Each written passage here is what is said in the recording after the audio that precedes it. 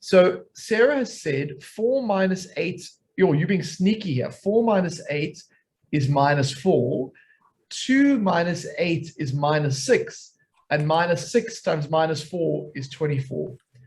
So Sarah, the glory is yours. There may be another way to do it, but that is completely fine. So well done. Who else can? Voodoo has got the second one. 7 times 3 is 21. 21 plus 1 plus 2 is 24. Converse is on fire as well. Guys, you are clearly, it's time that I start bringing my 3-dot Maths 24s to the party, because honestly, this isn't really even challenging you anymore. So I will bring you some proper, respectable challenges next time. Well done to Dudu, Kambaletu, and to Sarah. And yeah, Ms. Anya, are we recording already? Yeah, we good to go. Okay, so just before we start, today's lesson is there's an extra lesson next Wednesday, but Ms. Anya will tell you about that. But this is the 10th lesson in the series on circle geometry. And so today is going to be kind of looking at past paper questions, and also looking at something called converse theorems and what they are, because we've only just touched on them and I want to say a bit more. But let's start with the admin and announcements. So Ms. Anya, what can you tell us? Right, so hello everyone. Because I should be pinned, so you should be able to see me. So hello and welcome to tonight's lesson. I don't know if you can hear my dogs, but just please ignore that. Just admin on my side, it's Wednesday, and Wednesday are quiz nights here. So if you're relatively new to Watobe, or if you only joined us this week, we still carry on with a normal lesson on a Wednesday, and then towards the end of the lesson, like in the last 10 to 15 minutes, I'll post a link to the quiz in the chat. But you can also navigate it from the Watobe site. But preferably, we'd ask you to do the quiz at the end of the lesson. So if you know the drill, you should know it by then. But if you're new, just stay until the end, and I'll link the quiz in the chat, and you have to sign in with your Watobe account. Then just a reminder, Monday, so next week, Monday, I think it's what date is it? I think it's like 22nd or so. 21st, I think, yeah? 20? Yeah, I can't break. Yeah, it was 21st. Sorry, my brain's not like it's Wednesday. Anyway, but the 21st on Monday is a public holiday, so no class, but there will be a lesson on Wednesday. Okay, but I know some of you are on holiday or that, so yeah. And then while I'm on the microphone, Nawazi just asked if we have physics or science extra classes. We do not do extra science or physics, only mathematics. Sorry. Yeah, sorry about that. And that's all from me, sir. Perfect. Thank you so much. The other thing is, on next week, Wednesday, I am off for the day. So Miss Lee, who takes our matrics, she will be filling in for me. And there will also be a holiday lessons. And so that's included in your Watobe subscription. Miss Lee is the person who will be taking the holiday lessons. And so it'll be a good chance for you to see her. And then I will, after tonight, I won't see you until the beginning of next term. Well, it's not that far. I mean, it's a short week break, but just to let you know, so you don't get a complete surprise on Wednesday. Okay, I think that is it for the announcements for now.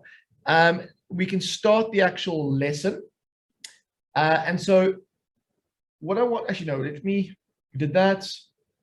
Okay, let's start with just an example question from an old exam, just to kind of get our brains moving again. And what I'm going to do is I'm going to show you what I would do if I went through this question, if I was doing it as you.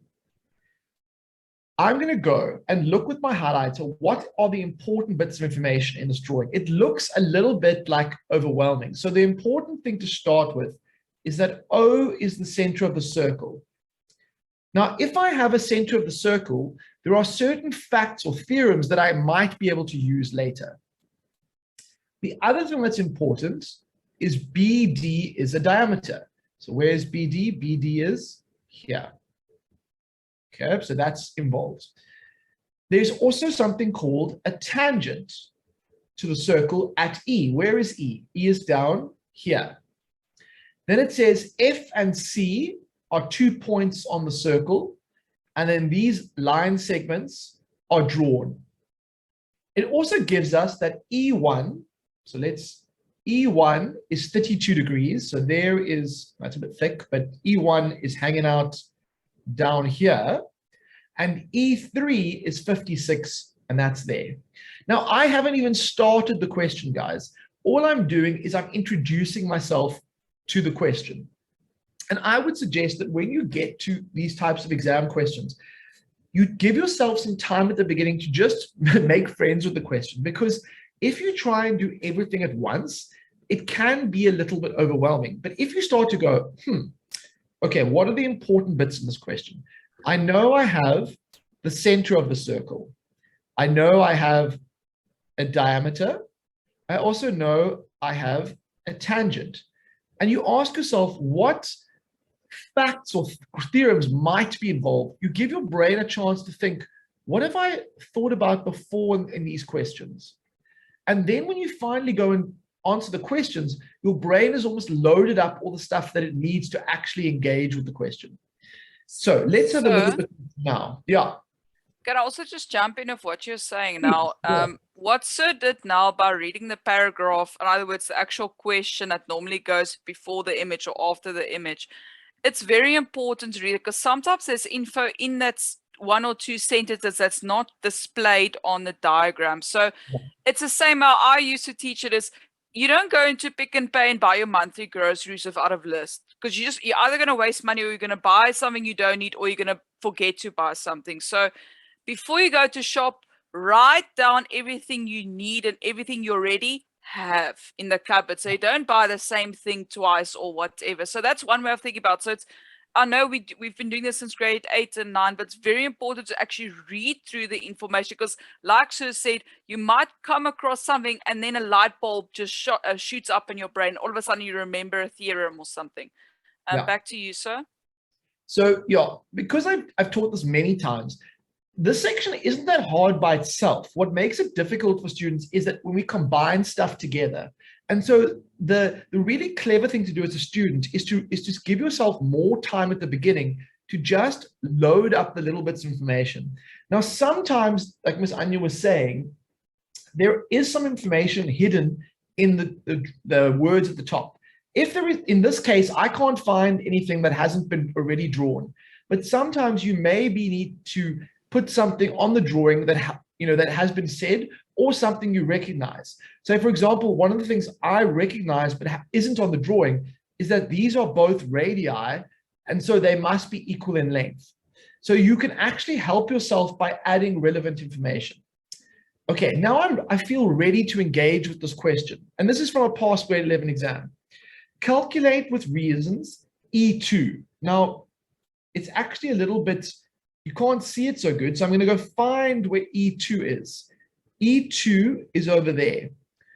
I want to find what E2 is, and what's more, I am told that E2 is for 2 marks. So I want everyone to try and find the value of E2. You don't have to write the reasons yet, but we will, well, write them down for yourself, but don't put them in the chat. So see, can you find for me what E2 is? Okay, I'm going to give you some time to do that, and when you can do it, pop it in the chat. So E1 is over here, E2, E3, E4, E5. Calculate with reasons the value of E2. So one of the answers that's come through is E2 is 32 degrees. Could be, but what other theorems that we have? Do we have any, have we learned anything about, over here, BD is a diameter. So what do we know about the angle the diameter makes at the circumference? Does E2 equals B3? It does actually. But the question is, we want to know the exact value of E2. But you're right, it does, and it might be useful later. So Mbali said 34. Mbali, I think you're on the right track now. So Mbali is saying this is 34 degrees. What is the reason going to be? So I agree with you, Mbali. E2 is 34 degrees. What is the reason? Because it's 2 marks, 1 mark for the value. But how did you know that? So the reason is angles in a semicircle. Yes. This angle here has to be 90 because this is the diameter. And if this thing is 90, well then what is 90 minus 56? So it's going to be 34 degrees. So that's what Mbali saw. So I'm going to write that in. And the reason we use for that is angles in a semicircle. Give me a thumbs up if you feel like you understood that. Give me a thumbs down if you felt very lost in that question. Okay. So the next question is, what is EBC? Now let's go and find EBC first. Here's E, there's B, there's C. So EBC is that big one up there. I'm going to take away my messy drawing for a second. I'm basically looking for that angle over there, which is E2 and E3 really, when I look at it. Oh, I keep drawing through that. Sorry, guys. Sorry, B2 and B3. So EBC, can you work out for me the value of that? First, put it in the chat. And then, once you've put the value in the chat, can you then give me the reason? So our goal is to find what is the size of this angle over here. Now, we are given this 32 down here. So maybe that could be of some help. If we're looking down here, this 32 might be helpful to us.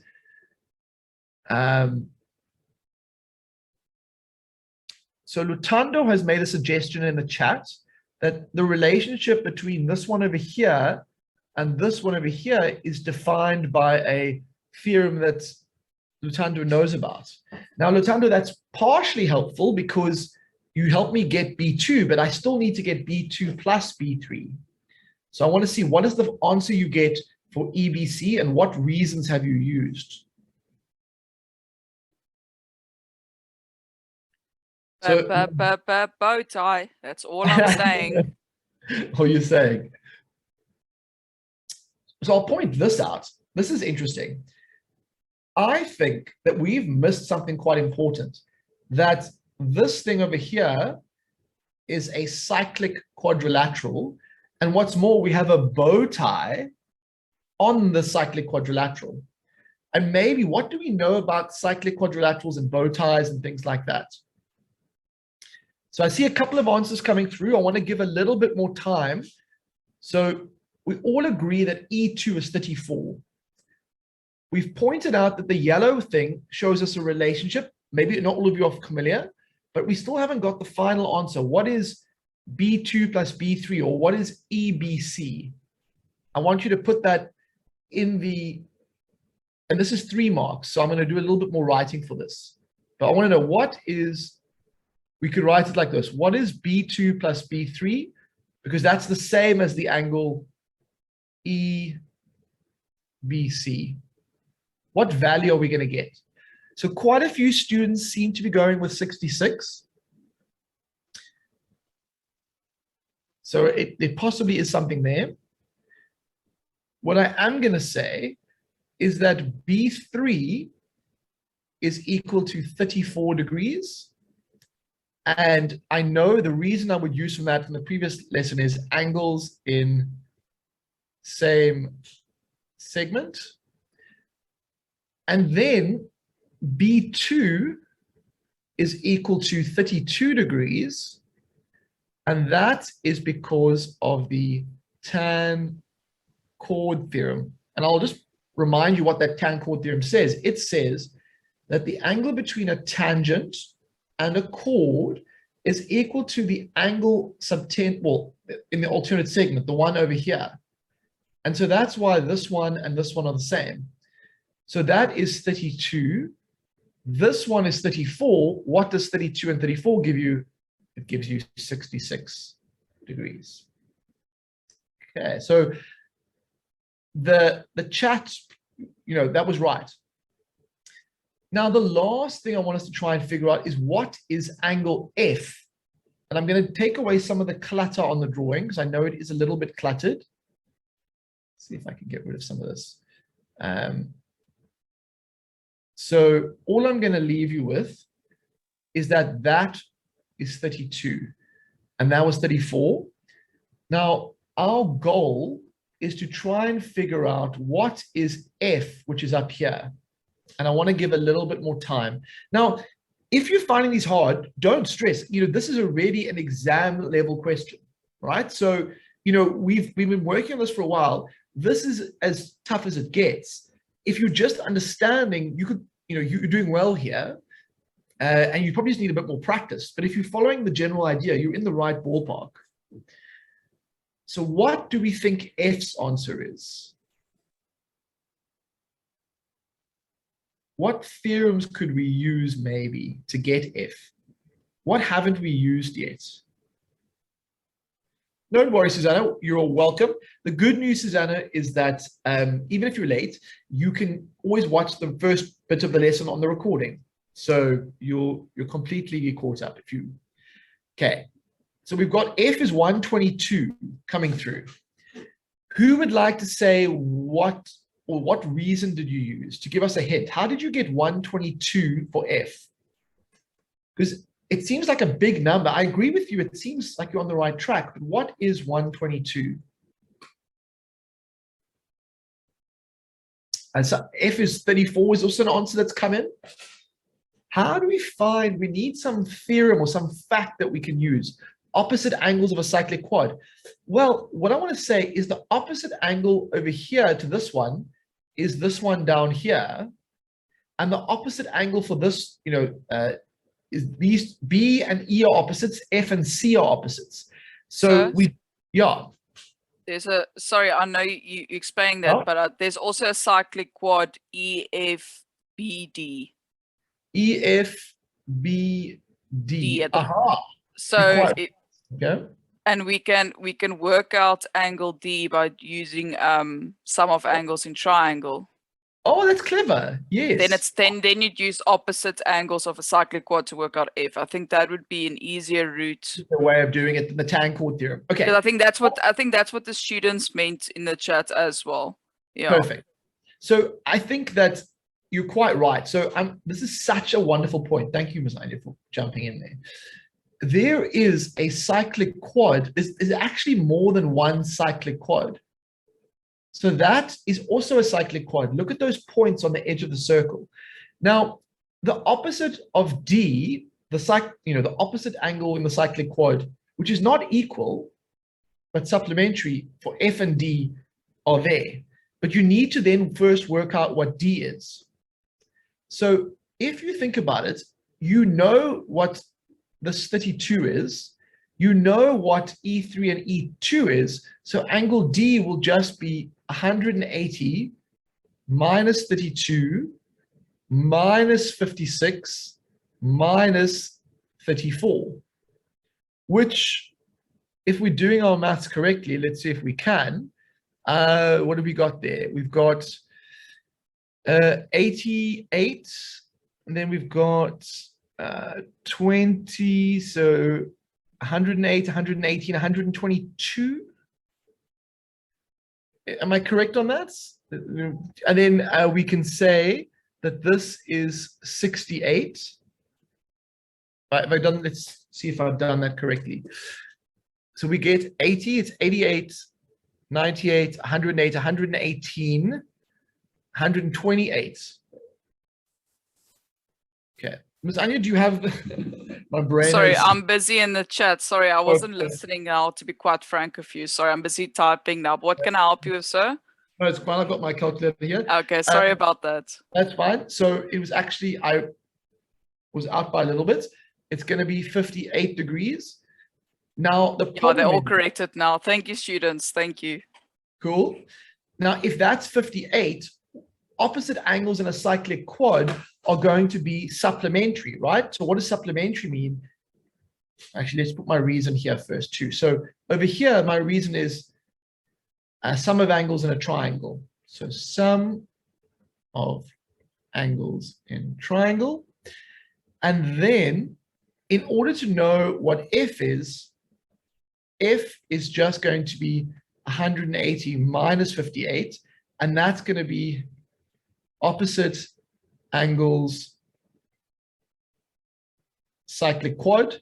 And so we should get for that 122. So that's the one way we can get F. The other way, which I think this is what I was thinking of originally, before Ms. Anya kind of made me aware of that, is you could also see that basically, if you look at this tangent and that chord, can you see that you can use the tan chord theorem to get F?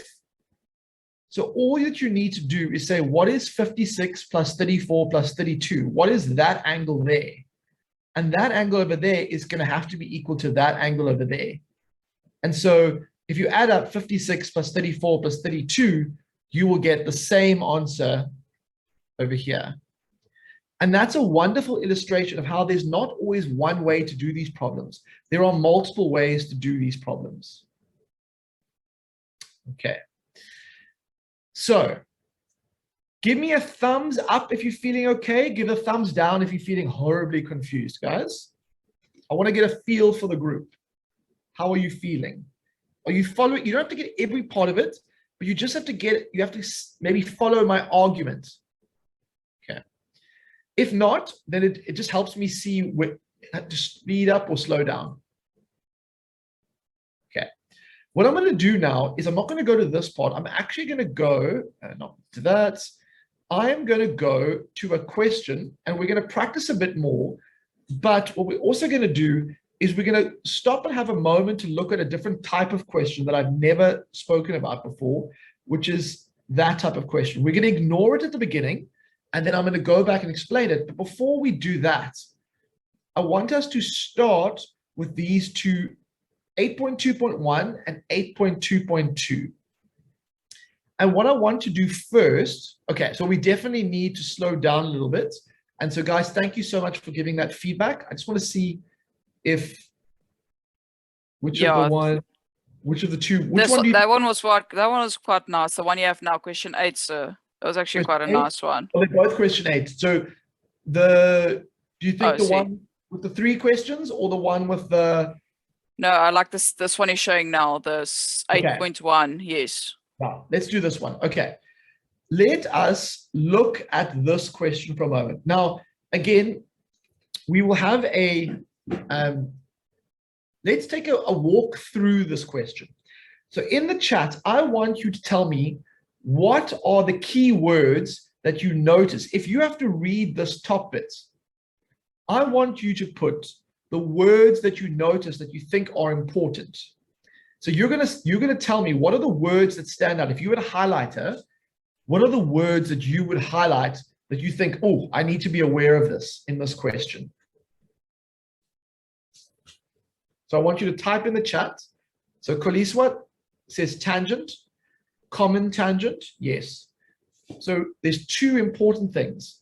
There's not just the word tangent, it's the word common tangent. So what does that even mean? Oh, wait. There's a tangent that is a tangent to not just one circle, so not just to the circle over here, it's also tangent to the circle over there. That could be possibly. What other things are important? The diameter of the bigger circle. I see that. So there's a big circle and a small circle. That could also be important. Okay, now I want you to list what are some of the theorems that are involved with diameters and tangents. I want you to put those reasons in the chat. What are some of the facts that you remember that might be involved in this question? So remember, it's like we're loading up the information in our brains. What are some of the facts that what are some of the reasons for things that might be involved? Okay, so the common tangent, there's a theorem that deals with common tangents. We also have a theorem that deals with tan chord. What else might be involved? Angles on a straight line might be involved. Angles in a semicircle might be involved. Yeah. I think the sum of angles in a triangle might be involved, because I see some triangles. If I look at this, I see some triangles. Maybe vertically opposite, because I see two straight lines that might be involved. Yeah, I mean, there might be some other things. Latula, if you haven't, yeah, a lot of you won't have done this in school yet. And if that is the case, I would say just let it kind of soak in for now, and then we'll just kind of do the best you can, but it'll help you a lot when you do it at school. Exterior angle of a triangle, that's a very good one, Kiribona, very good. Okay, I don't see the cyclic chords yet. Sorry, sir. Yeah. Just one thing in the chat I saw, Koliswa mentioned that she sees a Z. So in other words, alternate angles. You have to be very careful with your FUN or FUZ, because those only apply if the lines are parallel, and nowhere in the description nor the sketch do they mention anything about parallel lines. So even though it looks like a Z, if there's no parallel symbols or mentions parallel lines, we can't assume those are alternate angles. Okay, back to you, sir. This is a very good, important point, is that even if we see a Z shape, just because we see a Z shape, it doesn't mean that the alternate angles are actually equal. Alternate angles are only going to be equal if we have two parallel lines to start with, right? Parallel lines, and then we have a line between them. Then if those lines are parallel, then we know that alternate angles are equal. Or if we have the F shape, we must have the parallel lines to know that the corresponding angles are equal. Now, in this question, there isn't any mention of parallel lines. And so if we don't have any mention of that, we actually can't use that. Okay, guys, I feel like we're ready now to take this question on, or at least start. So let's go and find what the question is about. State the size of angle P1. First of all, where is P1? Well, P1 is hanging out over here. So, but I think it's not the easiest way to see it. So let's, oh, I brought back all my rubbing out. That's what you do when you get Control Z. So we are after this angle, this red dot over here. What do you think the size of that is?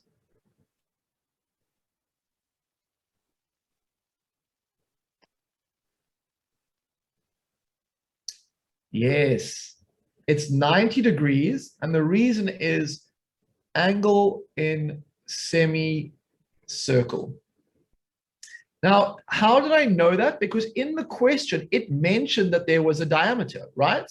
So that diameter, AM, is the diameter, which means that P1 must be 90.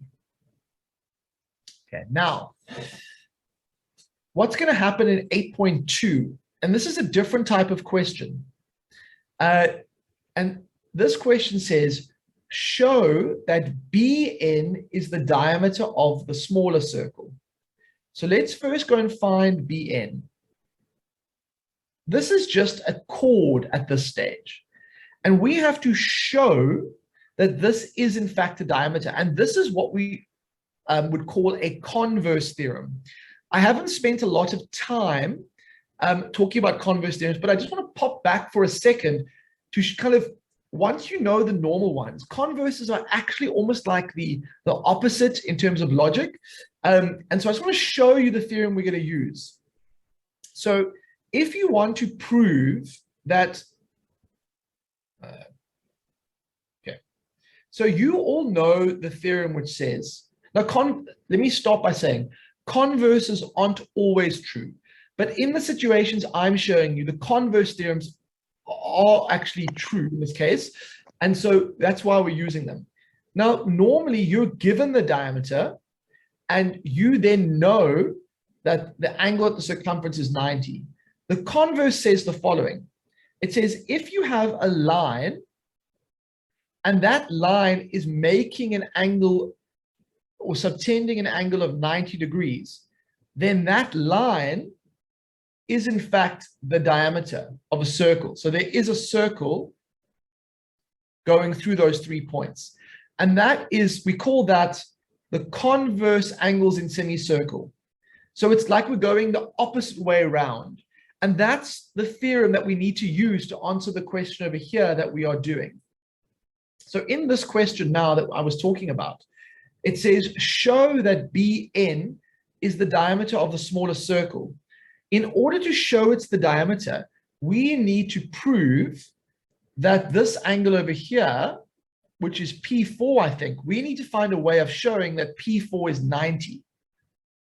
And so can you find a way for me? How do I show that P4 is 90?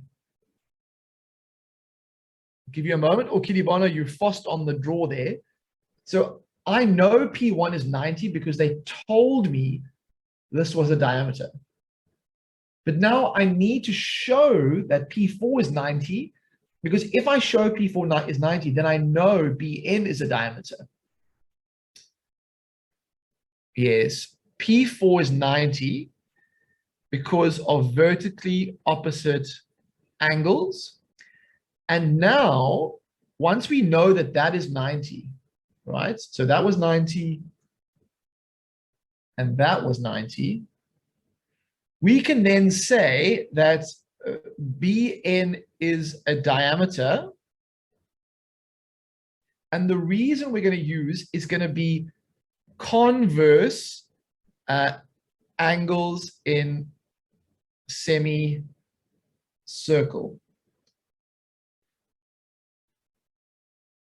Now, we're just touching on the converses, but they're pretty logical in the sense that, you know, it's kind of like the opposite of the originals. And so you are going to have to do some more practice in your own time. But the idea of something having a converse in this section is pretty much like just reversing certain of the theorems. So we have answered 8.2. Are there questions about that? I want to know if there's questions. All right. Then I would like you to now move on to the second part of the question. I want you to try and do some more of these by yourself. Actually, there's too much red on the screen. Let me get rid of that. I want you to try and find the size of angle A. So angle A is over here. I want you to try and find that. And then I want you to try and find P6. P6 would just be over here. And then I want you to try and find what angle B is, which is going to be down there. So I'm going to give you some more time to do that.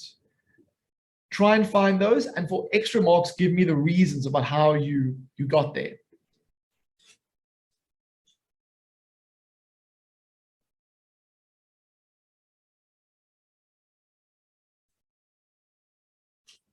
So how do we get angle A?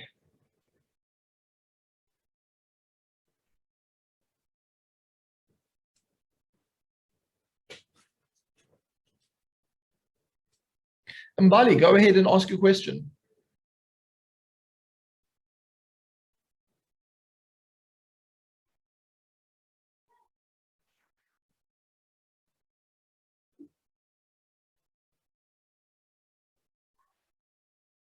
Bali, are you still on mute? So if you still have a question, just unmute yourself and ask. If there's anyone else that has a question, use this time to raise your hand so you can ask your question to Sir. So A's answer should be 20 degrees, and I think everyone is getting pretty close to that. How do we get P6, which is down here?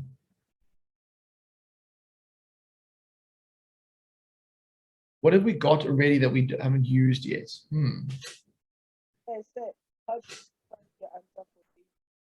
Please re-explain. Which question, Mbali? Which question would you like us to re-explain? So we've got A is 20. Maybe I should just put that in here. So A is 20. And what I want to find next is I want to find this P6. Now, what can I do to help me? What other things are lurking, facts that we know about that might help us? There's a couple of different ways we could do this. P6 is 90 degrees, angle is in a revolution. I'm not 100% sure it's 90 because to me, it looks like P6, P1, and P2 all make up a straight line together. So in order to find, and it feels like P2 has some value. Now P1 is 90, but it feels like I have to get what P2 is in order to get P6 or you can do P3 because it's vertically opposite. Yeah, vertically opposite. That would also be another one. Tan chord. Dudu, I think you're onto something there. So, guys, if you could please stay on mute there in the background. So if we look at that, I think that this angle over here gives us tan chord. So I think that P2 is 20 is a good way. If that's 20 and that's 90, what is P6 going to be? Or another way of saying it, yeah, I think that's probably the easiest. Ms. Anya, you had another way that you thought about? Yeah, sorry, I was just busy here in the chat at the moment. So the approach that I would have had is to work out P3. So also see the fact, so we know now that P1 and P4 are 90 degrees because they're vertically opposite. You can also work out P2 plus 3. So both those angles, so basically angle MPB by saying exterior angles of a triangle, which is 90 degrees. It's going to be 70 plus 20 is 90. Yeah. So basically, but that's for the combined. Yeah, that's the combined angle. Also see what else. We can also say that if you want to be very specific, that's one way you could have done it. If you wanted to split it up, you could have said that P2 is equal to 20 degrees. Yeah. I think that's the way I would go. Because, I'd rather go that because otherwise you'll get stuck with P5. So I think we're going to go with P2 is equal to 20 degrees, and that's going to be the tan chord theorem. And so once we know that's 20, oh, sorry guys, that's my writing's not great because it zoomed in so much. We knew that P1 was 90, which means that P6 must just be 180 minus 90 minus 20. And the reason is going to be angles on a straight line, or sum of angles on a straight line, which should give us P6 is 70. Yeah. All right. So what we have is P6 is 70. And then the last one is B. Okay, B. Who has got an answer for B? So where is B is the other thing.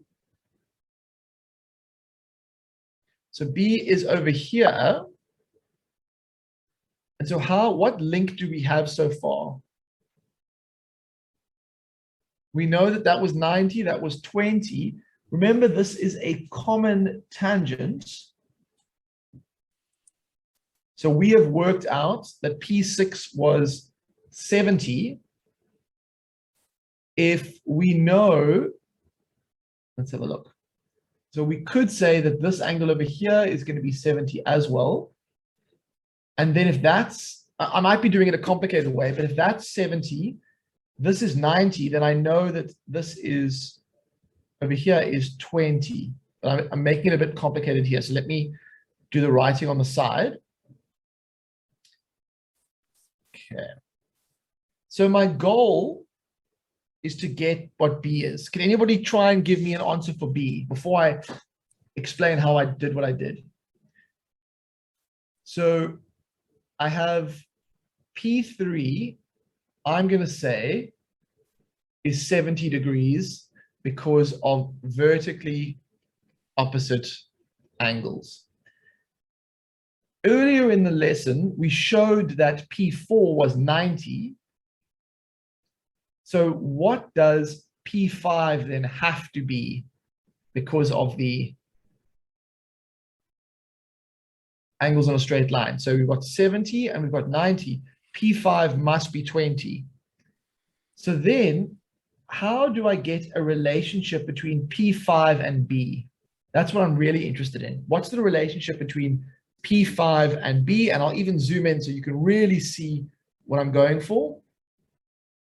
And I'll make this nice and thin so I can kind of, so what I'm talking about is this angle over here. The tangent, remember this is a tangent, and that's a chord. So it's the tan chord theorem. And so we would say that B is not 60, B is 20 degrees tan chord theorem. Okay, so just to follow that up, what did I do here? I used vertically opposite angles to get that 70. I then used angles on a straight line to get that one. And then I said this one over here is equal to that one over there using the tan chord. And again, if you are finding this tricky, I don't beat you hard on yourself because we're at the exam level question now. And so it's more just showing you how these little facts that we've been learning about all come together in one question. What I want to do is, I should have actually given you guys a break already, but I'm actually going to go, let's just have a quick brain break. And then I'll squeeze in one more question and then we'll do that. But I want everybody, we're all humans, we need a break. So stand up and I want you to grab a pen and I want you to hold the pen in one hand. And what you're going to do is you're going to do what's called a pen flip.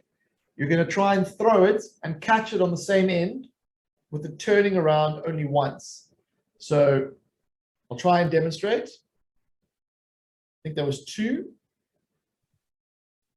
That wasn't too bad. Oh, I didn't do that right. And then I want to see you guys give it a go. I want to see on the cameras. I want to see your attempts. So please turn your cameras on so we can just have a quick little look and just give our brains a nice little break from the, because we're doing some pretty hardcore maths. And so we want to make sure we give our brains a break. Okay, let's see who is on form. Lungisi, looking good. Njabulo. So, yeah. Just some admin I just want to go through, especially since we've got some new learners while they're pen flipping and all that. So, Yeah.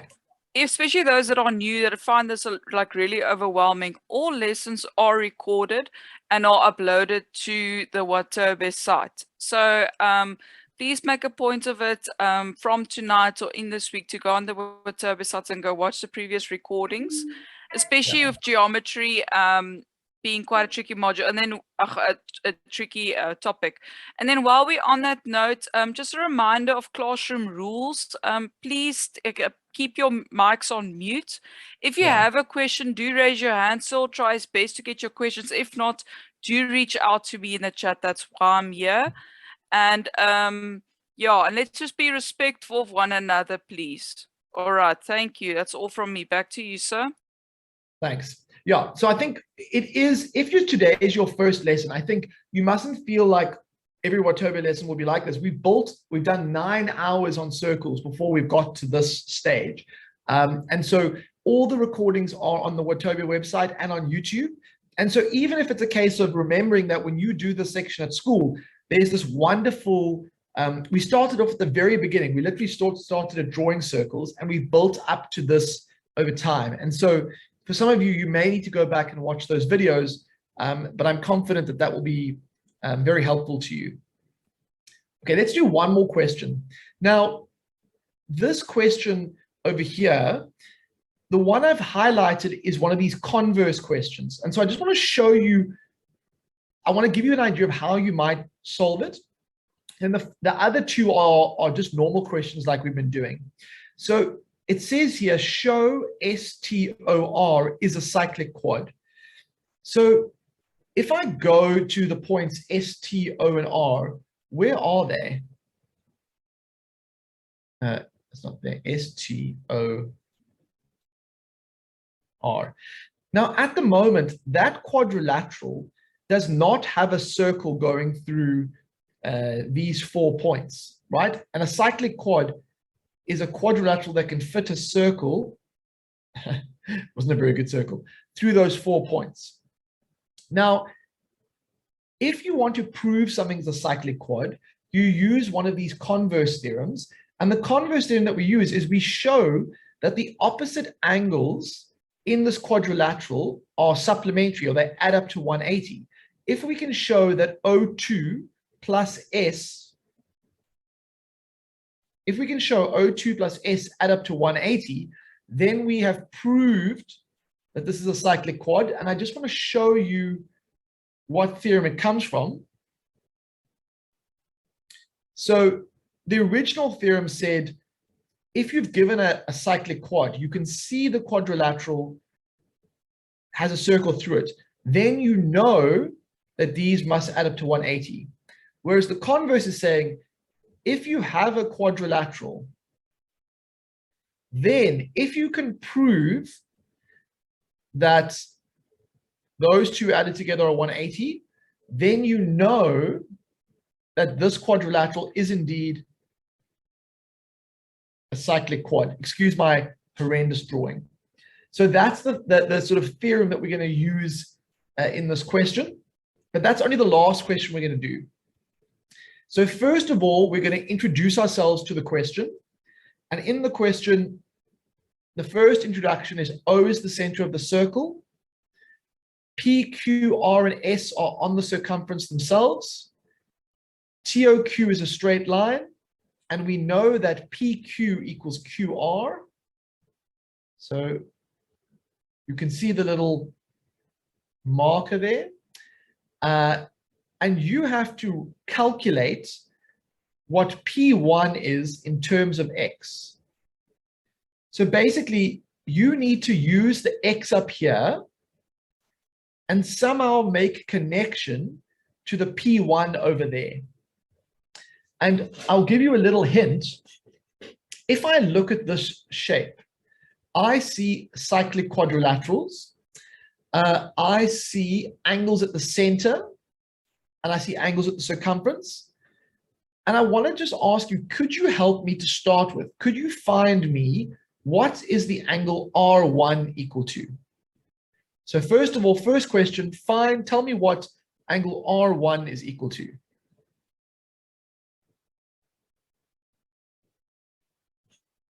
Oh, let's look.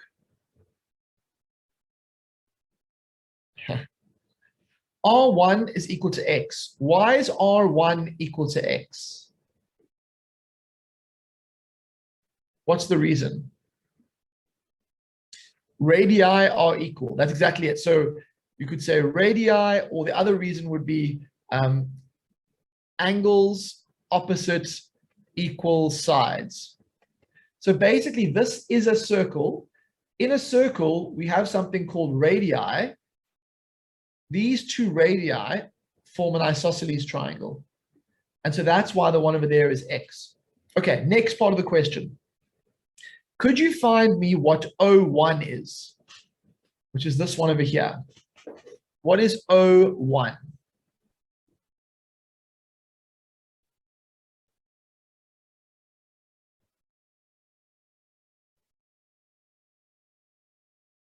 You can use X's. Now, I don't expect an exact value. I just wanted to have X's in. What is O1 if I use these two X's over here going to be?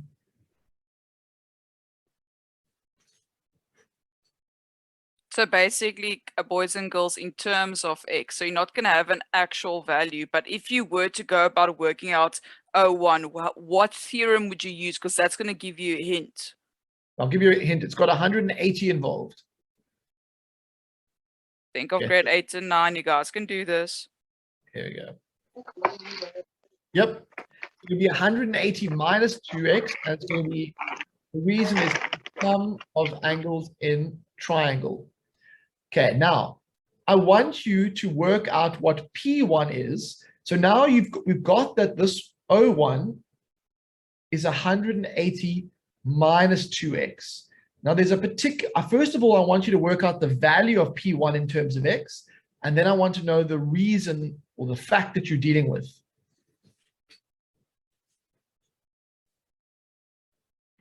So you know O1 is 180 minus 2x. What fact can we get to relate O1 to P1?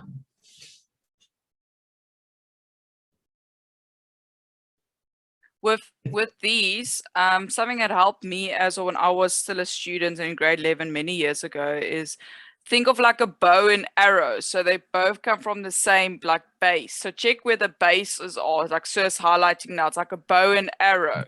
Okay. So think of it that way. If they share the same base, and there's something about the angles that we know. Yeah. Yeah. So what's going to happen is that this is the theorem that deals with that the angle at center is twice angle at circumference. So the one at the middle is double the size of the one at circumference. So what is half of 180 minus 2x? It's just going to be 90 minus x. So I halve the 180 and I halve the x and I get 90 minus x. Ntando, yes, you're on fire. And so P1 in terms of x is going to be 90 minus x. So guys, we're running out of time now. And so what I'm going to do is I'm going to, for those who feel comfortable, I'm going to ask Miss Anya to put the link to the quiz in the chat. For those who would like to ask a few more questions and clarify stuff, you can stay on the line and we will take your questions. But for those who are feeling okay and are ready for just to kind of test their knowledge a bit, the quiz is available for you already. Okay. And the yeah. So can you hear me? Just while I'm posting the quiz link, I've posted the link now, boys and girls. You can access it there. So I think earlier in the lesson, you showed them the page about the theorems. Yes.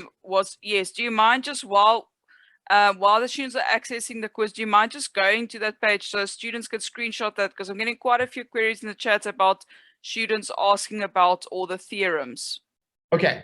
So, how much do you want me to zoom out? So probably the best one that shows the theorems, because this is a bit too much detail. What I prefer for theorems is the one I used previously, which is this one. I think this is a great page. I'll put them all together so that everyone can screenshot the ones they want. Because a lot of students are asking for the theorem. So I think if we can just do that, then that'll be of great help to them. Thank you. These are the theorems, but they don't have the converses. The converses are, okay, so let's do that. These are the main theorems that or facts that we've been learning about over the last sort of 8 or 9 hours. The converses are actually, once you've got these, they're not very difficult. That's why I focused on these main ideas. And so I'll give you a moment to just take a screenshot of these theorems. These ones have mainly to do with tangents. And what's also nice, sorry, why are you writing that? So what's also nice about these theorems, even if you're on your laptop and if you just don't know now how to screenshot, this lesson is being recorded. So in 2 days, this lesson will be on the Watobe site, and then you can pause the video and you can rewrite these or print screen or whatever you need to do that. And so these are, you'll see that I sometimes use shorthand. So in my argument tonight, a lot of the time I was using reasons to justify how I knew something. And so the ones that I can remember that came up are these ones over here. And those are the shorthand reasons that we use to say, when we see, for example, the tan chord came up a lot.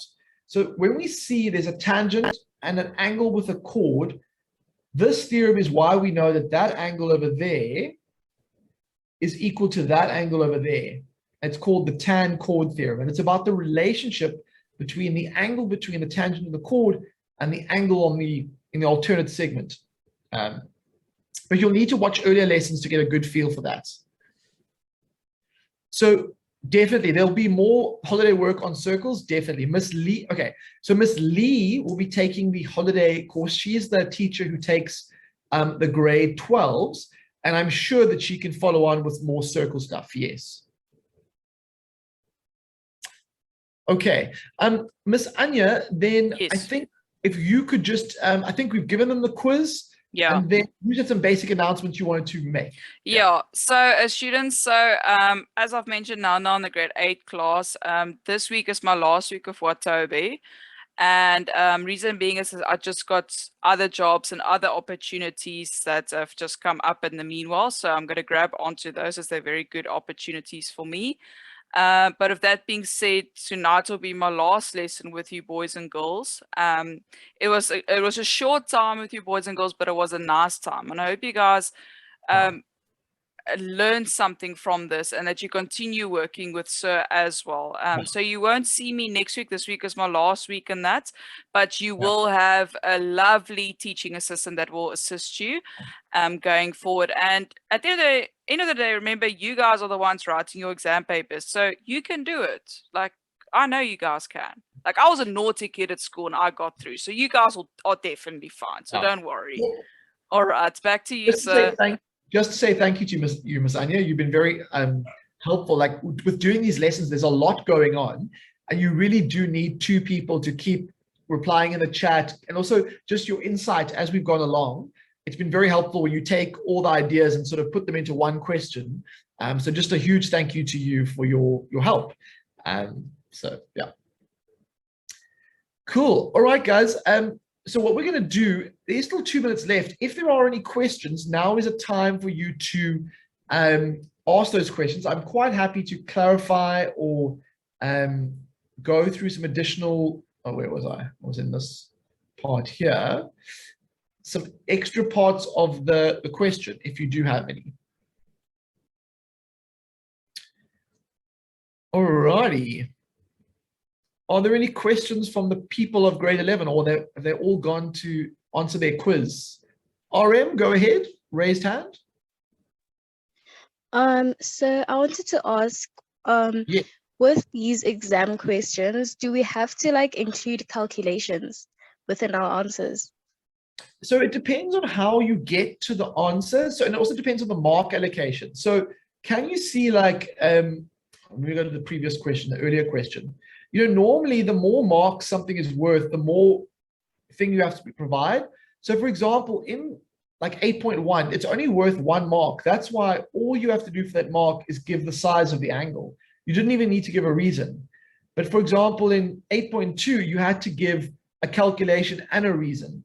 Now, if you have a question that's worth even more marks, you sometimes have to show the steps as you go. Let me, where was the other question I started the lesson with?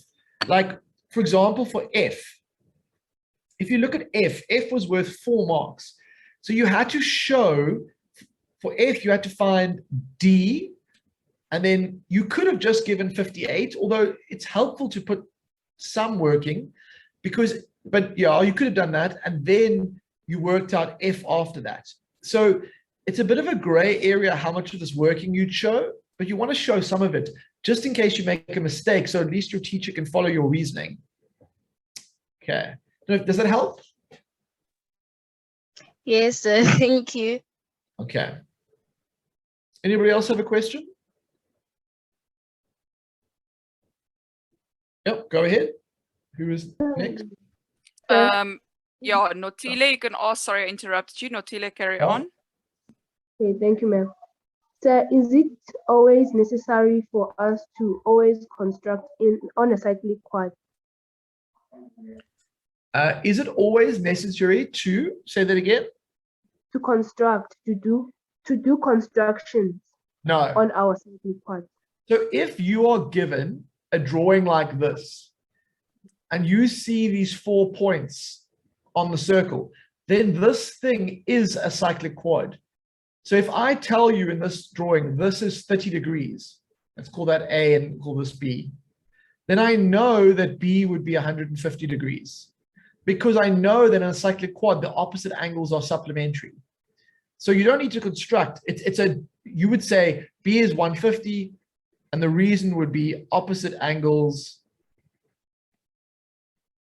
cyclic chord. So you're using the theorem or the fact to say, I know what this is, therefore I can work out what that is, which is 150, and that's the reason I'm using. You don't need to construct every time. Okay, sir, thanks. Cool. And then the next answers is Anna Lem Tetwa. You can go ahead. Go ahead, yeah. Just unmute yourself.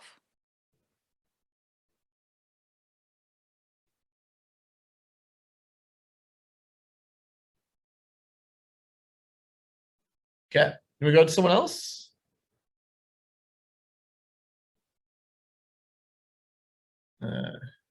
Who can you see? Anya, that has her hand up. Okay. I think we seem to have Ntando, do you want to go ahead and ask your question? I can see your hand is up. Yes, so can I ask Please. Earlier writing a class test, I was like, they gave us a test where they gave us a question where we are required to prove a theorem. I was asking if we're going to be doing that often. Okay, so proving why the theorems are what they are almost always involves something called congruency. And so in this course, we haven't dealt with the proofs. We've rather spent time focusing on just applying the ideas. In a later part of the year, we absolutely can look at proofs, but normally students, they use the idea of congruency. So for example, I might give you one of the theorems, the first one, when you have a chord and it goes at 90 degrees, then all that happens is when you prove it, you generally construct those two radii, and then you show that these two triangles are congruent to each other. And then you go like that, but there just wasn't time in this particular unit. But in a later unit, or when we do exam questions, we'll absolutely go through proofs. Yeah. Just to add on to what Ntando was asked, you're definitely in, especially paper 2, you're always going to get a proofing question.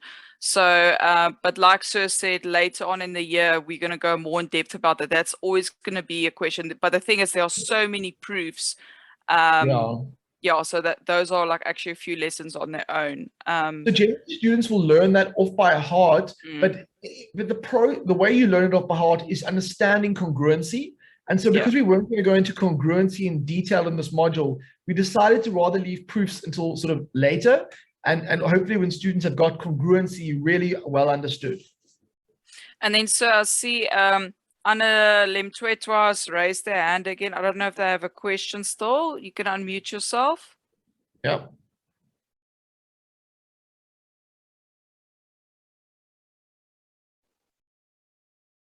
Any other questions? Okay, I think if that question is not being asked, then I think we are going to end it there because it is 5 past. Ms. Anya, thank you so much for your help. You have been a star. So on the previous question where we had to prove that P1 is equal to X, is P1. Yeah, let's go there. Yeah. P1 is equal to X. Is that the question? Okay. Okay, I think we're going to leave it for now, and we'll follow on from that in the next lesson. But yeah, thanks very much, guys. I wish you all the best, and we will see you next week, Wednesday.